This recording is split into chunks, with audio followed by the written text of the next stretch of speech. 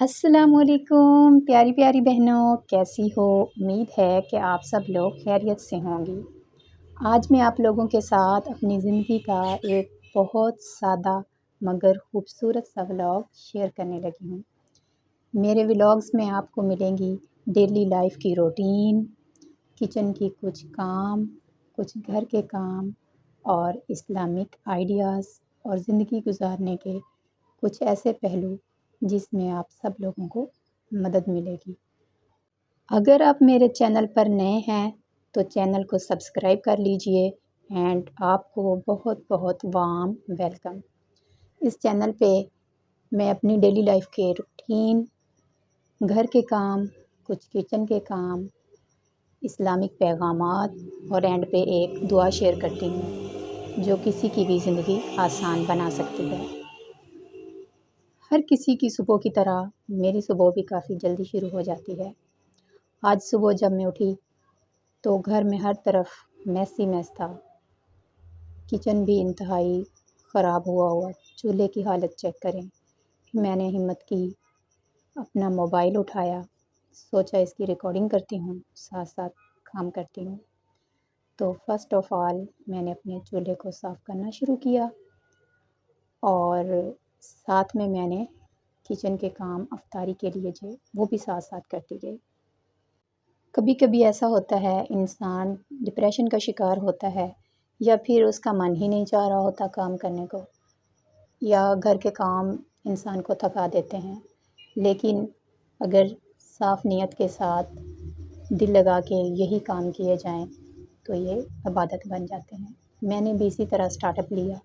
अब जब भी मैं झाड़ू लगाती हूँ मैं कोई विर्द करना शुरू कर देती हूँ, जैसे कि सुबहानल्लाहि व बिहम्दिही सुबहानल्लाहिल अज़ीम अस्तगफिरुल्लाह। इसकी भी बहुत ज़्यादा बरकत बयान हुई है। कुछ दिनों से अब मेरी ये रूटीन बन गई है कि जब भी मैं घर के काम करती हूँ, जैसे सफाई करना, किचन में खड़े होकर काम करना, दूध बॉईल करना, कुकिंग करना, तो मैं अपने अंदर कुछ ना कुछ पढ़ती रहती हूँ जिसका मुझे बहुत ज़्यादा फ़ायदा भी हुआ है।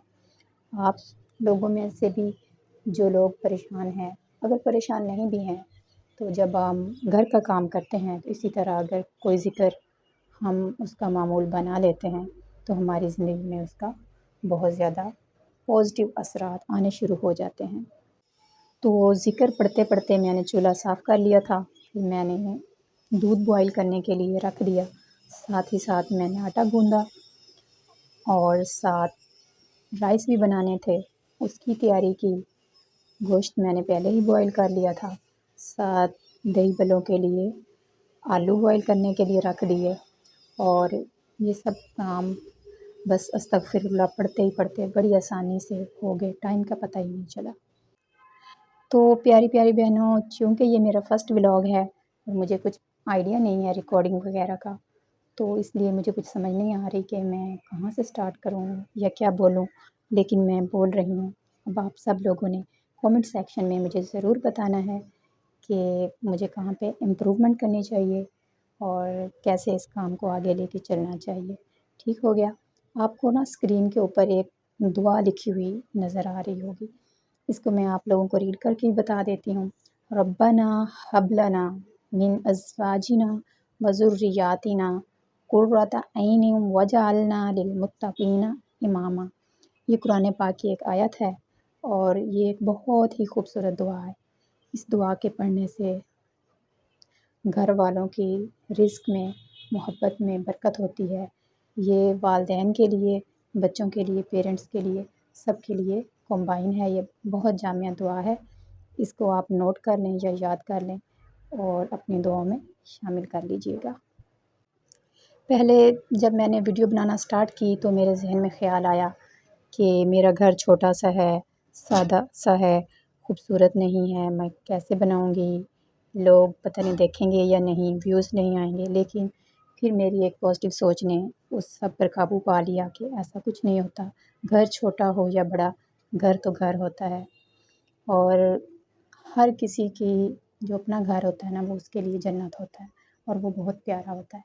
आप सब लोग मुझे बताएँगे क्या वाक़ई मैंने सही बात कही है या नहीं। मेरी दूध बॉईल हो चुका था, आटा मैंने गूँध दिया था, دہی بھلوں کے سامان بھی ریڈی ہو چکا تھا اور گوشت بھی بوائل ہو گیا تھا۔ اب رائس کی تیاری میں نے کٹنگ وغیرہ کی، اس کے بعد اب یہ آپ دیکھ سکتے ہیں کہ رائس بننا سٹارٹ ہو گئے ہیں۔ بڑے گوشت کے میں نے رائس بنائے، ساتھ میں بچے کافی زیادہ تنگ کر رہے تھے، شور کر رہے تھے، لیکن پھر بھی میں نے اپنے کام کو جاری رکھا۔